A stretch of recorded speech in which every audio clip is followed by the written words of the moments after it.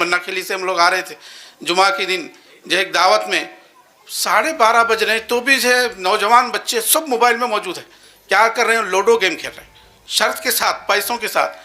हर चौरस्ते के ऊपर नौजवान मौजूद है। देख लो आप, पूरा जाम मस्जिद से लेके गड़ी तक, उधर खुरेश महल से लेके गड़ी तक कभी दौरा लगाई।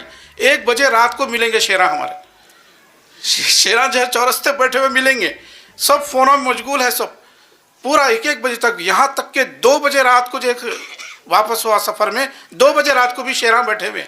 उल्टी तरतीब चल रही।